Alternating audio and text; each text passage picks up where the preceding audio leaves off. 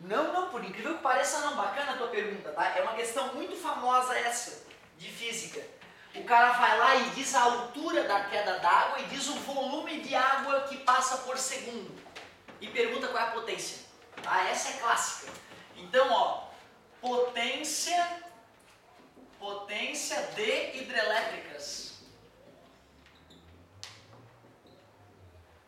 Observe que tu não vai achar no livro de física esse enunciado, tá? Potência, vamos estudar potência de hidrelétricas. Na verdade, a gente ensinou potência, que é energia com o passar do tempo. E aí a gente aplica para calcular potências de hidrelétrica. Então, o que o cara fala lá? Vamos pegar uma usina hipotética que tinha uma queda d'água de 30 metros de altura e uma vazão de 2.000 metros cúbicos por segundo. 2.000 metros cúbicos por segundo. Avacalhei talvez um pouco, mas também como a altura é baixa, se não tiver uma vazão, se não for um rio caudaloso, né, de grande vazão, não vai justificar o investimento de fabricar uma hidrelétrica lá, de construir uma hidrelétrica. E aí o cara vai lá e pergunta qual é a potência dessa hidrelétrica. Por isso que assusta. Porque o cara só deu a altura da porcaria e quanta água passa por lá, o cara, meu Deus, como é que eu vou calcular a potência? Primeiro a gente tem que entender que essa energia, nesse caso, é a energia da altura, a mesma energia que nós usamos aqui, ó, a energia potencial gravitacional. Então eu calcularia fazendo M vezes G vezes H. E aí, cara, ó, a gravidade na Terra, aproximadamente 10 metros por segundo ao quadrado, a questão também forneceria, a altura ele forneceu, e se eu for pensar ali, ó, massa por tempo, aquilo é uma forma de medir a vazão, né? Eu só vou ter que converter para as unidades adequadas. O que é 1 metro cúbico mesmo? 1 metro cúbico é 1.000 litros, cara. Dá para acreditar? Se tu faz uma caixa de 1 metro por 1 metro por 1 metro, tu enche com 1.000 litros d'água aquilo ali, né?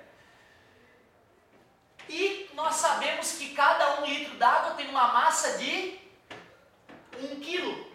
Então, para converter essa vazão de metros cúbicos por segundo para quilogramas a cada segundo, eu primeiro posso passar para litro, acrescentando 3 zeros, 2 milhões de litros por segundo.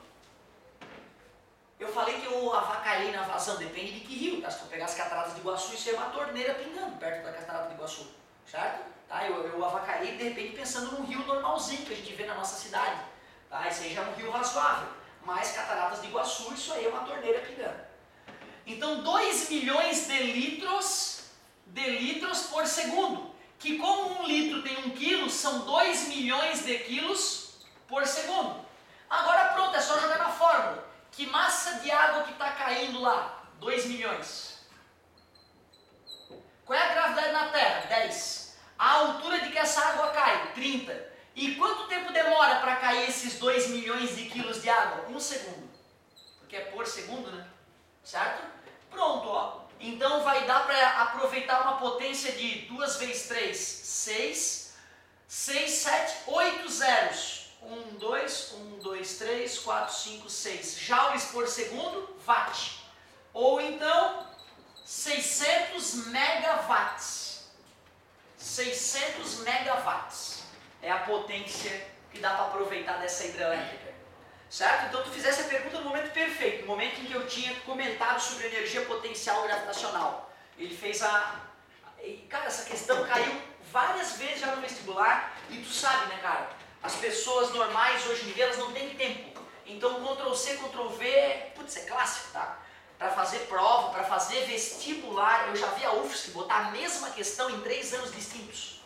Mas não é a questão modificadinha, não. É a mesma questão. Parece que é de propósito. Quero ver quem é que está estudando os vestibulares anteriores. Pega. Tá entendendo? Caiu um ano, repetiu a questão no outro ano, passou 2 anos, caiu de novo a mesma questão. Mas a mesma questão. Sem trocar nada.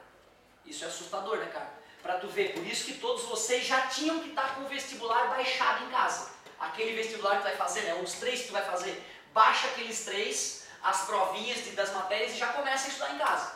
Certo? Só estás atrasado 1 mês. Ainda dá tempo de se recuperar. Para quem ainda não fez isso. Ótima questãozinha. Estou devendo mais uma. Já pediram aqui. Qual foi? 10. Vou incomodar mais um pouco então. Questão 10 da página 327.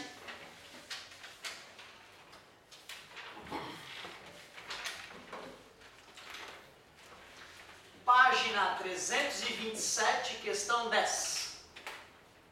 Deixa eu te falar isso aí. Sobre a dilatação dos corpos são feitas as seguintes afirmações. Dilatação dos corpos. Então, peraí, só para nos ajudar a raciocinar, vou colocar aqui ΔL igual a L0 vezes alfa vezes ΔT, ΔS, S0 vezes beta vezes ΔT, ΔV é V0 vezes gama vezes ΔT, ΔV aparente é a variação de volume do líquido menos a variação do volume do recipiente. Ou, se preferir, gama aparente é o gama do líquido menos o gama do recipiente. Não precisa ser líquido, na verdade, né? Podia ser sólido também. Variações eu não vou escrever, né? Que é final menos inicial. Só faltou lembrar que o beta é aproximadamente o dobro do alfa e que o gama é aproximadamente o triplo do alfa. Quando além da física tu lembrar das fórmulas, meu cara, putz, cara, tu não vai nem abrir o formulário da porcaria do vestibular, tu já vai destruir o vestibular. Bacana tu começar a te acostumar com as fórmulas aí.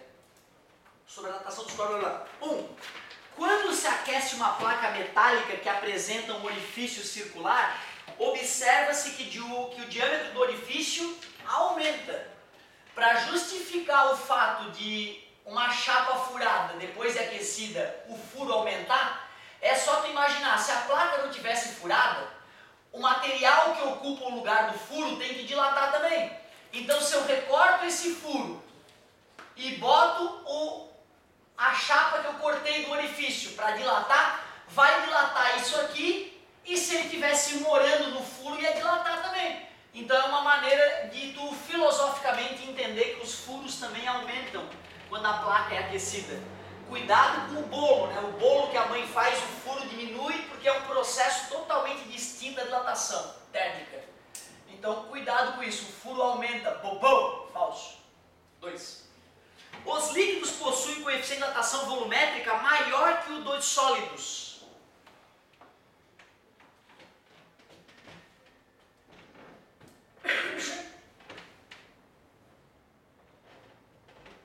Os líquidos possuem coeficiente de dilatação volumétrica maior que o dos sólidos. Via de regra, sim. Mas e se eu pegar um material de baixo coeficiente de dilatação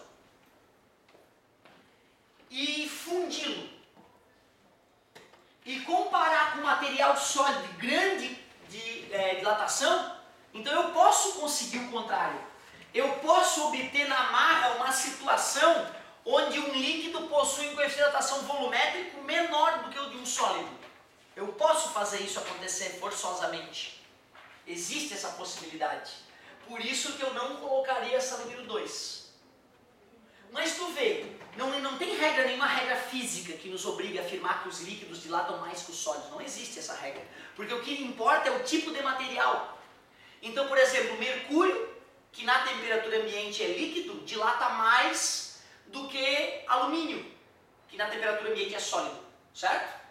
Mas eu poderia pegar o mercúrio, que é um líquido, solidificá-lo e comparar o alumínio fundido com o mercúrio solidificado. Acabou, inverteu já o processo, certo?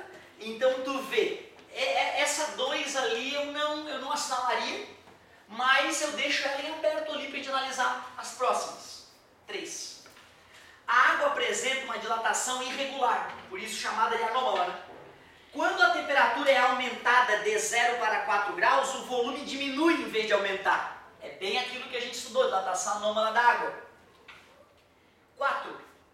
As unidades dos coeficientes de dilatação linear, dilatação superficial e dilatação volumétrica são iguais. Todos esses caras, né, o que muda é multiplicar por 2, não vai mudar a unidade. Se isso aqui é graus Celsius menos 1, isso aqui é graus Celsius menos 1. Se isso aqui é graus Celsius menos 1, isso aqui também vai ser graus Celsius menos 1. O valor vai ser multiplicado por 3, mas não altera as unidades.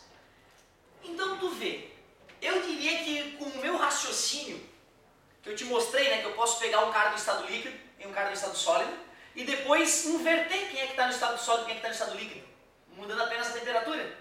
E isso não ia mudar drasticamente o coeficiente de dilatação. Então eu posso sim obter uma situação onde um líquido dilata menos do que um sólido. É possível obter essa possibilidade. Por isso que eu iria para a falsa, se houver essa possibilidade. Vamos ver. Não tem 3 e 4 apenas, ó. Já que não tem 3 e 4, eu vou o quê? Eu vou brigar com o cara do vestibular e vou pedir para anular depois? Eu não, vou assinalar a única possível, que é o item E. Mas eu particularmente discordo desse item. Eu discordo daquele item. Certo? Ótimo. Ô galera, olha só o que eu vou te falar agora. De que vestibular é isso aí? O PF. Cara, é muito clássico os caras botarem de novo uma questão dúbia no vestibular deles. Porque eles, na aula deles, explicam daquele jeito e tem aquela posição, mesmo que outro vestibular tenha um gabarito diferente. E eu já vi vestibulares botando questões idênticas, uma puxando o gabarito para um lado, outra puxando para o outro. Então eu vou te falar, meu querido, se eu for fazer um PF e o cara me pergunta da dilatação dos líquidos e dos sólidos, eu vou usar esse vestibular anterior, até se for preciso para entrar na justiça. Vestibular anterior do gabarito oficial falava que os líquidos dilatam mais que os sólidos, como é que nesse tu quer dizer que não? Certo? Então tu vê, ó, a gente tem que estudar especificamente para o nosso vestibular. A UPF diz que sim, fazendo o vestibular da UPF pode abraçar a causa. Eu não entraria nisso para outros vestibulares pela justificativa que eu acabei de comentar com vocês. Eu posso pegar duas substâncias, uma dilatar mais que a outra, uma está no estado líquido, outra no estado sólido, e eu posso simplesmente, usando mudança de temperatura, deixar quem era líquido sólido e quem era sólido líquido. Como isso não vai mudar drasticamente o coeficiente de dilatação, porque isso depende não do estado físico e sim da substância, então o item 2 ficaria comprovadamente falso. Muito boa! Bom item, eu adoro esses itens que me deixam inseguros. Isso mostra que a gente tem que aprender muita física ainda todo dia. Se eu acabar verificando depois alguma coisa que matematicamente confirme esse item, eu volto a discutir com vocês. Valeu, galerinha! Coisa linda, daqui a pouco a gente continua.